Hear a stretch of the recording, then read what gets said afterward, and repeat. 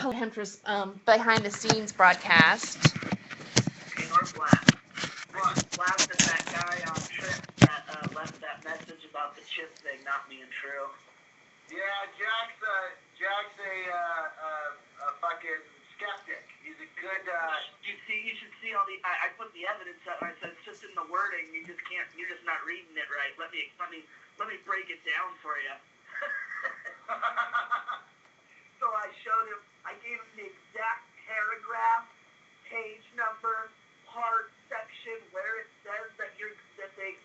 See, and here's the issue. The issue is then I went on to explain what chip really is.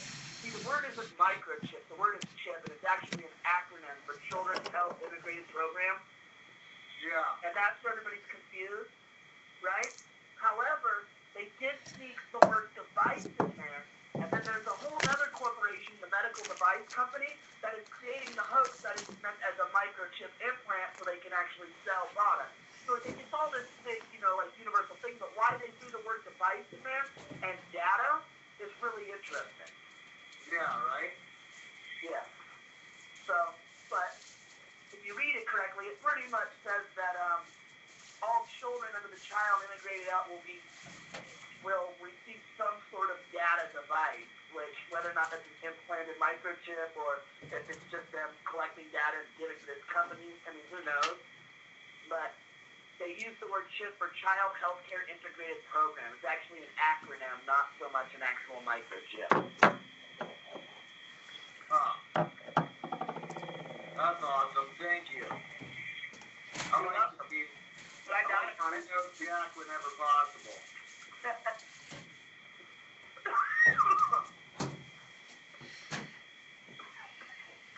There, I finally changed my picture to what I want it to be. There you go. I love that picture.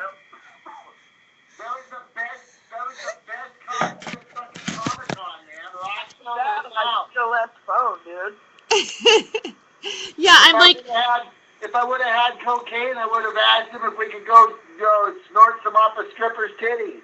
That would have been hard to do through that rubber nose, I think. Well, yeah, it is in the show, too. all right, I've got you guys on the. I'm trying to like film it right now. I've got the rear cam on. Oh wait, I can see where it's doing. All right, got it. I got your picture now on the Ustream. Okay. Oh, cool. So it's going to be an Illuminati show, huh? Well, I mean, I've got not totally, but I mean, kind of, yeah. I mean, Derwin Sherwood is our guest. He's on the administration for the Global Illumination Council. And, we're going to talk about, his history with marijuana and the Global Illumination Council, and then also, the suppression by the Illuminati on it, too, as well, about it, because it's part of the ascension or our awakening. Okay. Yeah. I gotcha. Alright, we're starting. Okay. All right.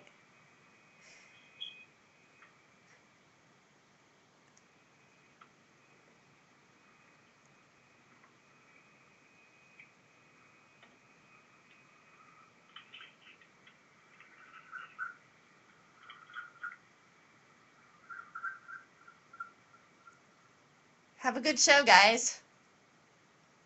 We always do. Imagine a town where there are no small joints, just small stoners. Because she's a girl's best friend. All breaking is the new liberty. It's the Hollywood Hemptress Hour, hosted by your honey blonde Hemptress, Terry Joyce.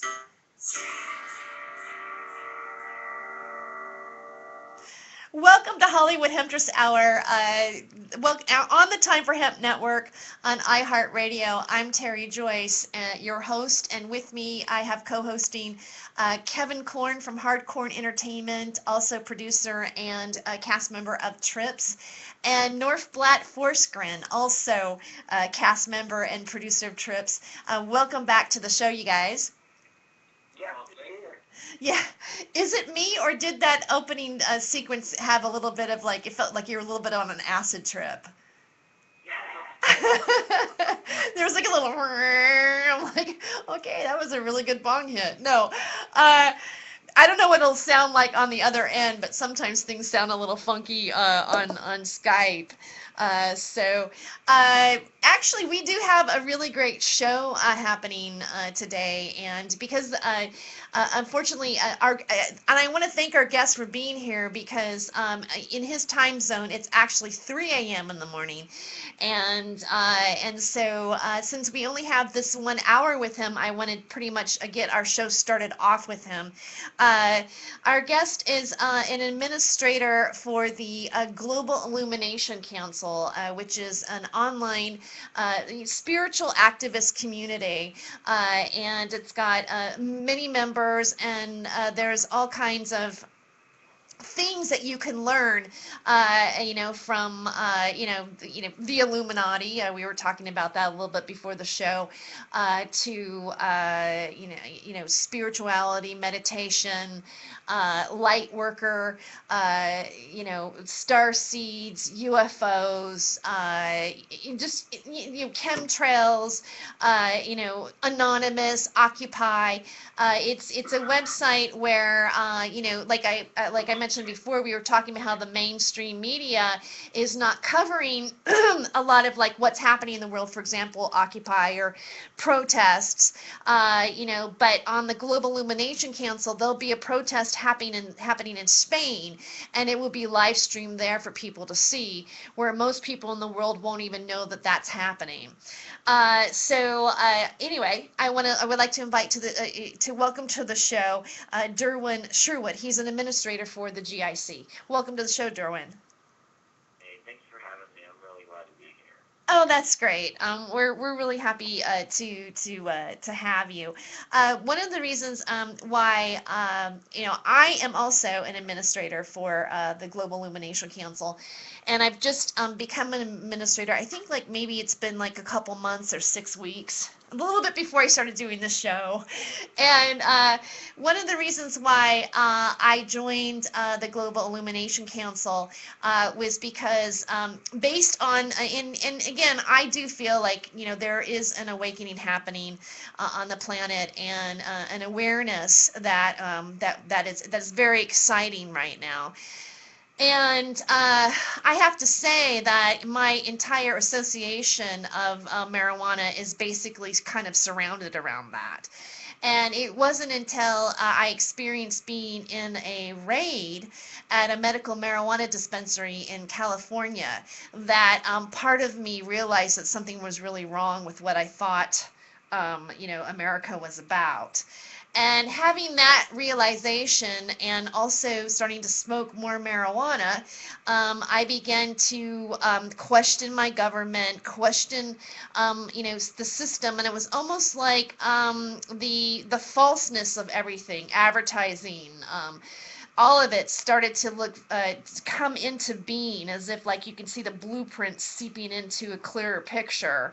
And I began to learn about things like the Illuminati and secret societies, and Freemason, and the possibility of extraterrestrial existence, and things that I almost felt embarrassed to share with people. I watched a bunch of videos secretly researching things, because I felt that if I came out and said, well, I'm beginning to think that maybe there's something else going on in the world than a lot of people think about, and then starting to have my own realization that maybe I had incarnated, knowing this, that maybe I was beginning to recall things that I was wondering, like, gee, I wonder if other people are having this kind of experience.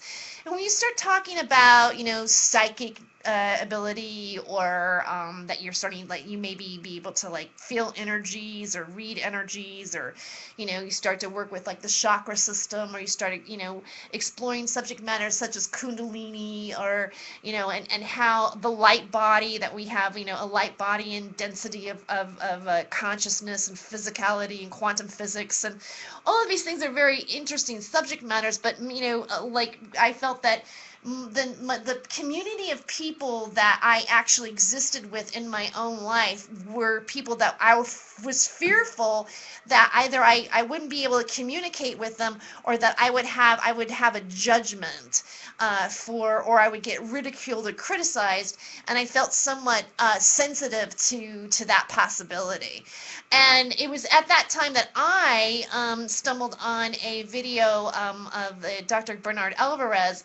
And it was actually, and I'm just going to come out and say it, I took a magical lightworker starseed, series, and he was teaching it, and I kind of felt like, wow, I feel like I could be friends with this person. Like, I probably would have like partied with this dude in the 90s. You know what I mean?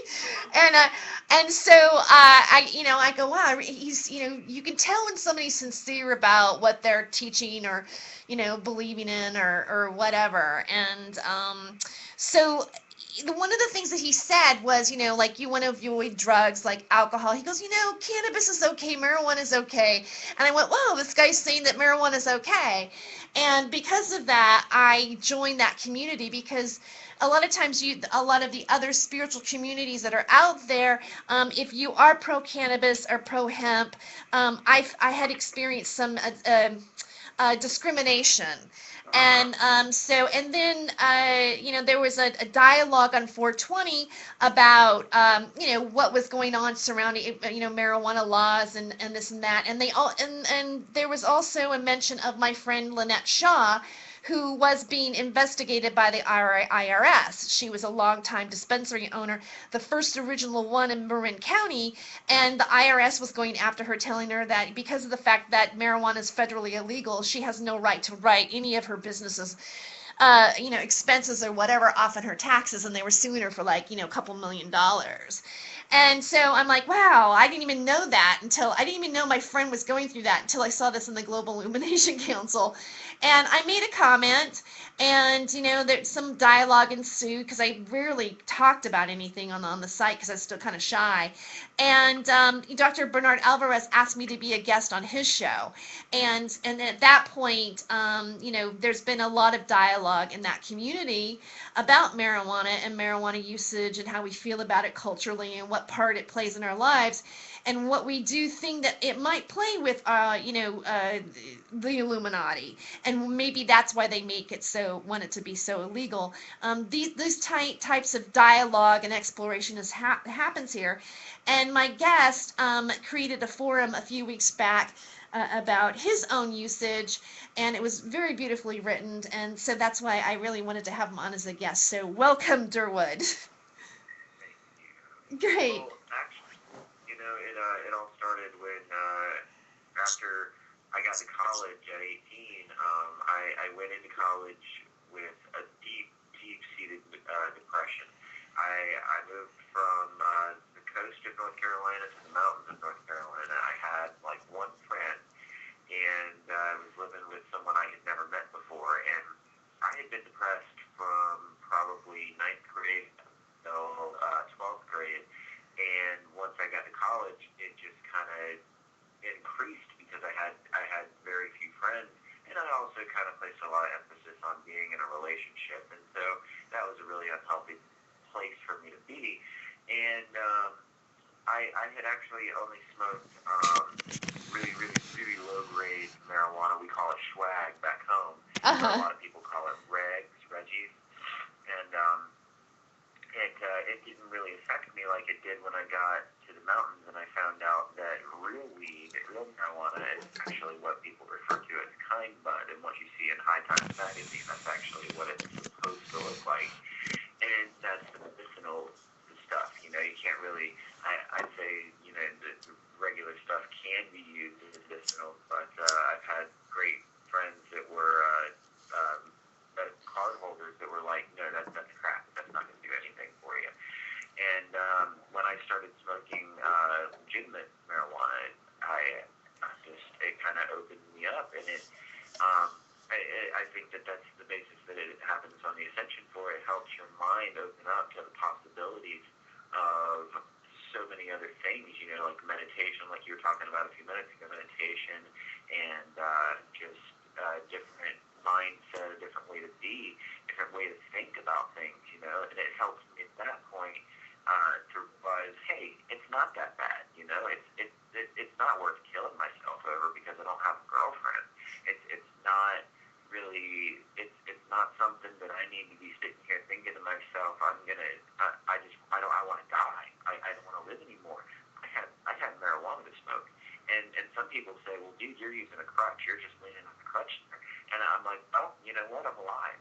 I wouldn't be alive today talking to you right now, Terry, if I hadn't had smoked that first joint. If I hadn't have gone to a college town that was known for marijuana and started smoking real stuff, I wouldn't be here talking to you. So I'd rather have a crutch under me than be dead in a hole somewhere, I suffered for 4 years without using marijuana because my mother was a substance abuse counselor, still is a substance abuse counselor, and drilled it into my head. My sister said that marijuana, alcohol, crack, cocaine, every drug in the world that alters your state of mind is a horrible, horrible thing.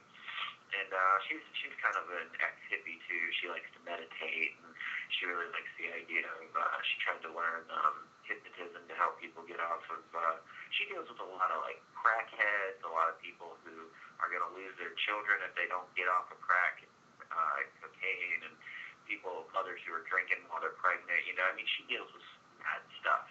But she still wanted to try to convince me, marijuana's bad, it's a gateway drug. Oh, even if it's not a gateway drug, it's bad, it's a horrible thing, you shouldn't do it.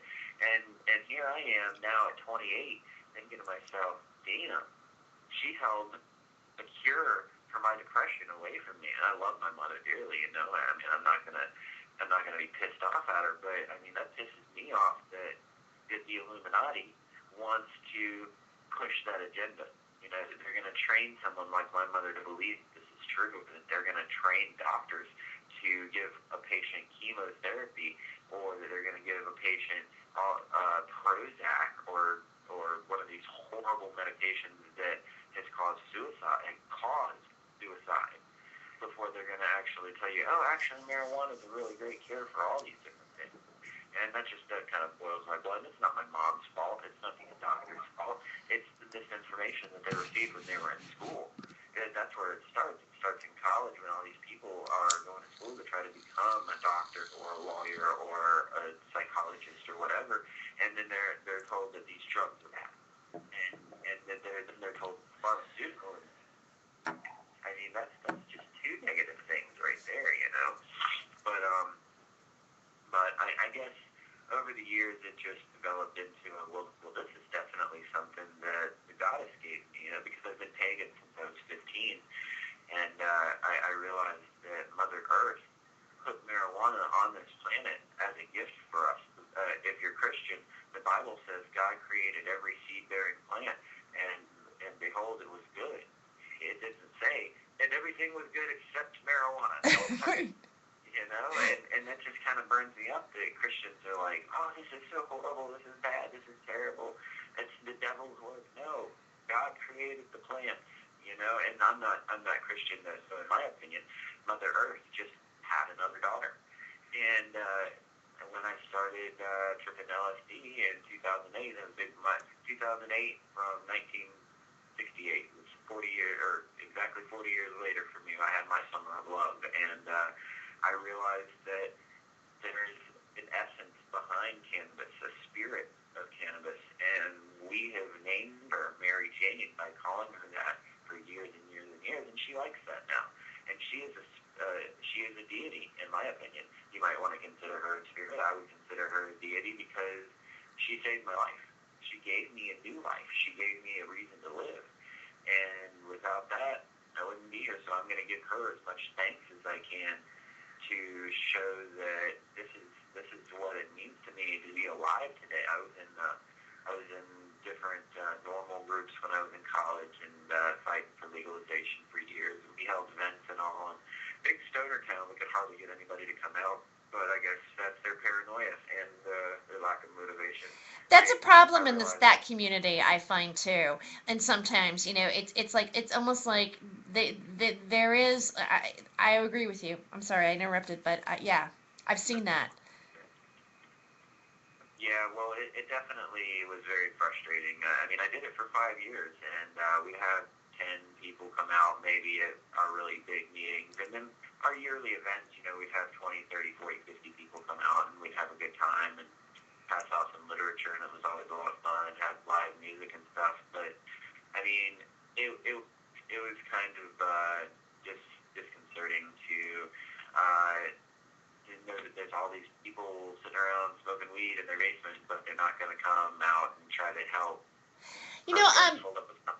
Derwin, we do need to take a really quick break. I want to come back and recap on that, and also ask you what year that was happening, and we'll come back and find out that answer after the commercial break.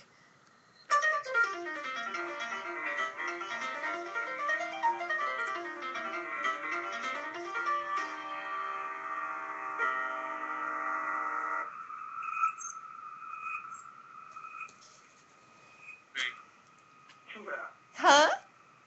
We're at break. Okay. Oh, Sasha, there was an MP3 that I loaded earlier. Sorry. And it was, did you get those 2 MP3s? Yeah, I've got both of them. Okay. On this, I know not, well, maybe this break. We're at 17 minutes.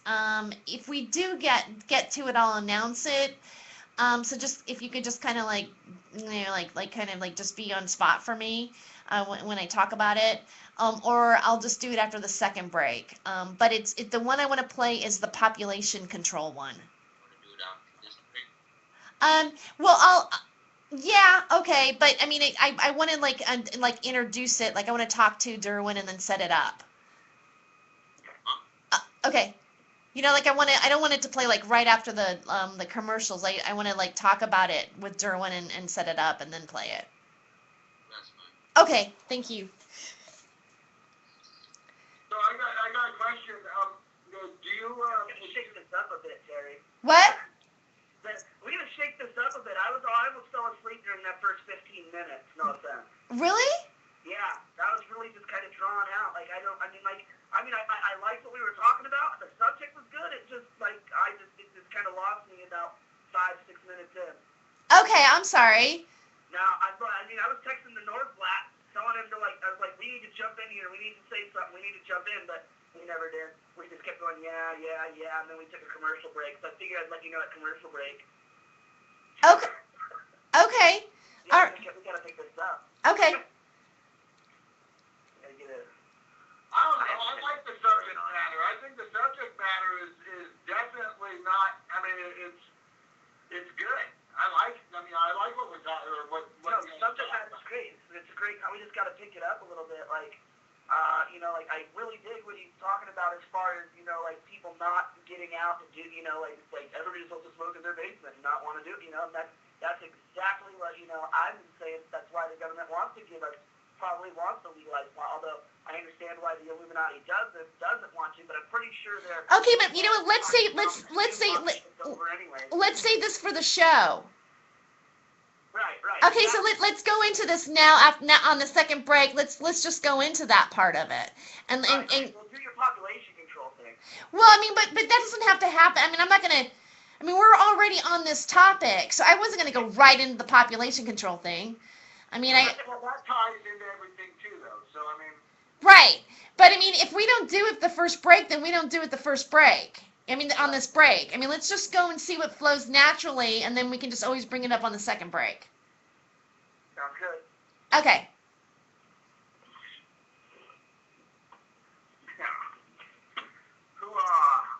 Blue moon in a can. Who knew? What? I said blue moon in a can. Who knew? wow. Where'd you find that? Safeway. Oh. Yeah. Only $23 an 18-pack. Great deal. Plus deposit. Huh? I said plus deposit even. Yeah, exactly, right? $25 for 18 cans of Blue Moon. You think they would throw in the oranges for free at that point?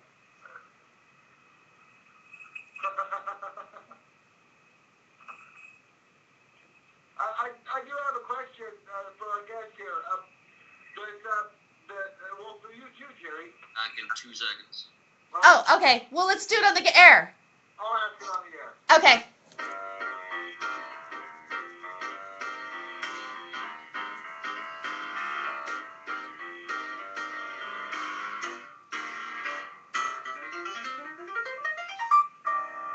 Welcome back to Hollywood Hempress Hour on the Time for Hemp Network on iHeartRadio.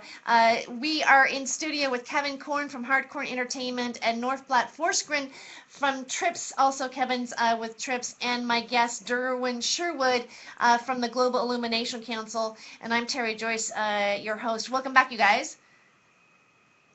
Hey, good to be back. Okay. Well, one of the things that we were talking about was, it was a normal meeting, in the town that you lived at the time, and you mentioned that it was hard to get people to come out and support it. One question I have is, like, what year was that? It was actually 05 to 2012. I did it for about 7 years, I guess, and I mean, every year we had different people coming and going, but on average we were like 3 to 5 members per meeting, and it was very discouraging because you're like, well, damn, if we're the only people who care, then why are we doing this? Yeah. That's the attitude of today's youth, though. That is the generation gap. That's what's happening.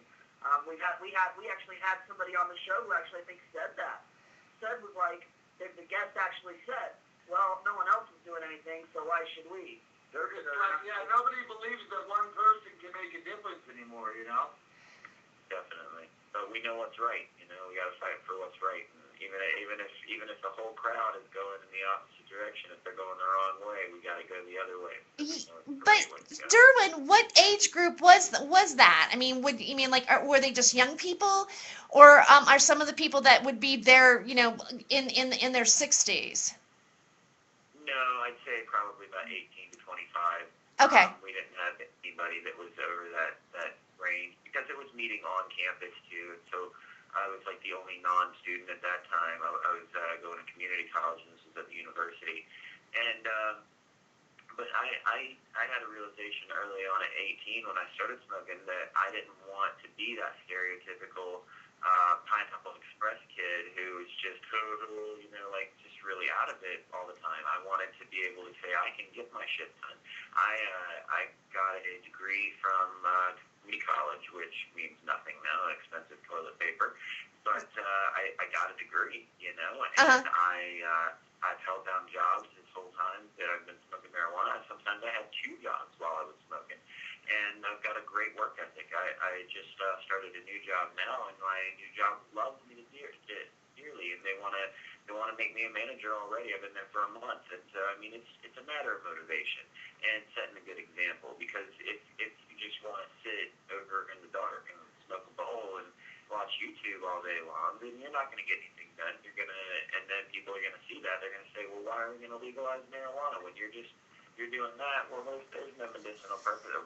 Well, we know there's medicinal purposes, but I mean, it just sets a bad precedent, So that's why I was there, and that's why my friends were there. But I mean, it gets really hard. Well, I'm a really motivated person too when I smoke weed. I mean, to me, it helps me actually calm down enough so I can actually get things done and not freak out about how many things to get done.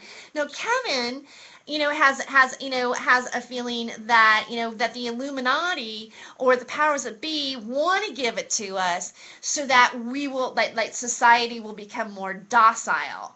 Kevin, do you want to share some of your thoughts on that? Yeah, well, basically, I mean, I understand the Illuminati's reasoning for keeping hemp, illegal and marijuana illegal for as long as they have. I mean, with DuPont and everything, and but I think they really have ran that course into the ground, and I think they know it. And so they've really held it over our heads for so long that now they're at a point where they're doing a bunch of other things just so insane, and they're doing it blatantly, and with these false flags and just crazy stuff and just crazy bills that they're putting through Congress. I mean, they're doing it just blatantly. And I assume that we're all starting to notice, and we're all starting to get so that as a distraction, they're like, oh, let's give them gay marriage, let's give them marijuana, and let's just keep them high and happy and just let them do what they want for a while. And while we're fighting this cause and doing woohoo, and all in our celebration of we 21 that's already high, they're going to sneak in the dirtiest stuff we've ever seen.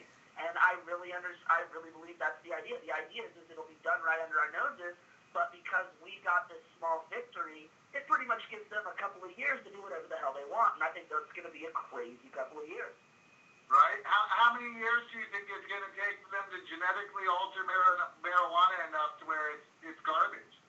Well, but here's the thing, though. I understand. I assume they're going to have. I assume they've already done that. I mean, I have a business degree, and I assume they've already done that before they even put it in motion. You got companies like, Marlboro, not even Marlboro, but Philip Morris.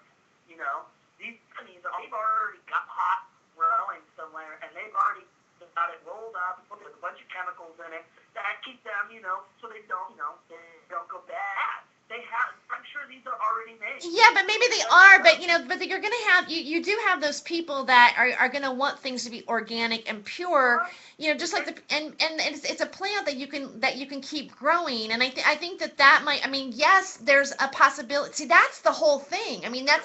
That's like what Monsanto has been doing, like taking all the vegetables and our foods, whereas yeah, of course, the possibility is that they want to get their hands on that plant as well and do what they want. And that's when I have that theory. That's the reason why, if it goes to a class 3 drug, we're kind of screwed. It needs to be on another level. Moonshiners, you'll have breweries. There'll be like